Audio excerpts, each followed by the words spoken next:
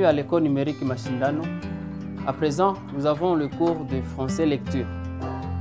Depuis hier, nous avons commencé notre texte, le nouveau texte que nous avons tiré de ce manuel que vous avez aussi et vous allez l'ouvrir à la page 24, le manuel que voici, et nous allons lire ensemble. Eh bien, c'est depuis hier que nous avons entamé le texte, la case de Kossi. La case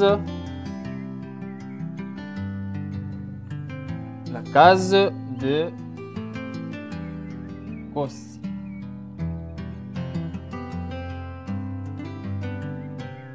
Bien.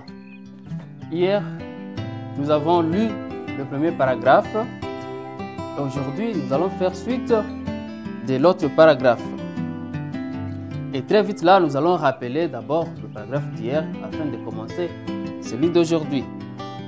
Kossi se retourna vers le maigre feu qui chauffait sa case, le tisonna, le chargea de feuilles sèches et de ramilles qu'il coiffa de bûches.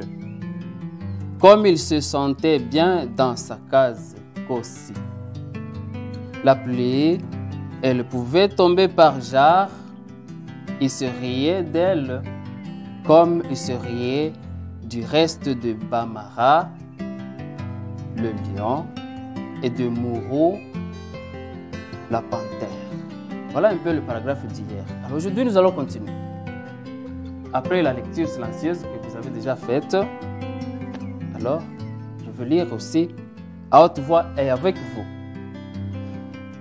Point n'était besoin qu'il levât la tête pour chercher l'endroit où se cachaient ses animaux domestiques. Ses beaux cabrets, il ruminait ça et là aux caprices du moment. Ses poules et ses cannes, au contraire, occupaient comme toujours le coin le plus clair du logis. Je viens de lire à haute voix et donc vous aussi, lisez encore avec moi petit à petit et phrase par phrase. Point n'était besoin qu'il levât la tête pour chercher l'endroit où se cachaient ses animaux domestiques. Point n'était besoin qu'il levât la tête pour chercher l'endroit où se cachaient ses animaux domestiques. Dans cette phrase, on peut avoir des mots nouveaux. Nous avons l'expression « point n'est besoin », c'est-à-dire tout simplement qu'il n'y a pas besoin que l'on puisse encore faire quelque chose. Point n'est besoin. Il n'y a pas urgence, il n'y a pas besoin qu'on fasse quelque chose. L'essentiel, c'est de faire directement. Point n'était besoin qu'il levât la tête pour chercher l'endroit où se cachaient ses animaux. Qu'il leva. Qu'il leva. Ici, nous avons le verbe lever, conjugué à quel temps? Passé simple. C'est au passé simple. Et là, on peut dire je lève, tu lèves. Là, c'est déjà le présent.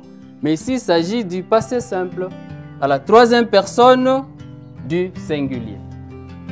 On continue. Pour chercher l'endroit où se cachaient ces animaux domestiques. Vous les avez déjà, les animaux domestiques, nous avons déjà appris dans d'autres cours.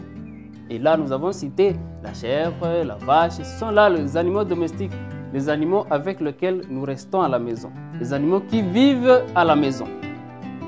Ces beaux cabrets, ils ruminaient.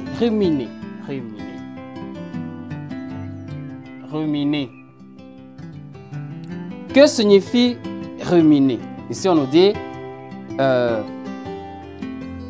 point n'était besoin. Alors, ces beaux cabrets, ils ruminaient ça et là.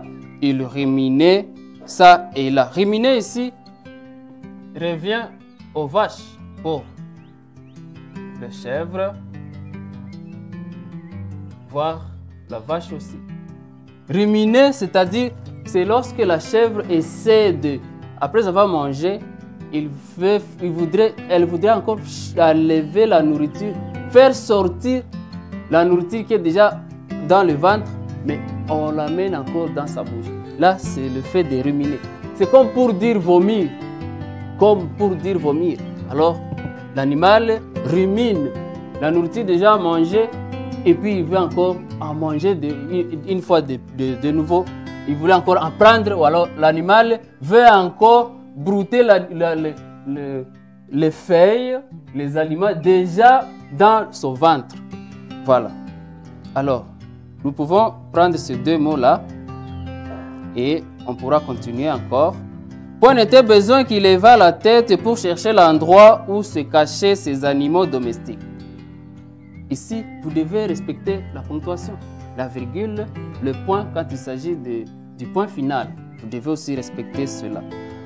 Point n'était besoin qu'il levât la tête pour chercher l'endroit où se cachaient ces animaux domestiques.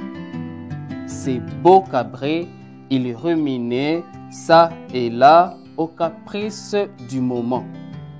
Ces poules et ces cannes, au contraire, occupaient, comme toujours, le coin le plus clair du logis.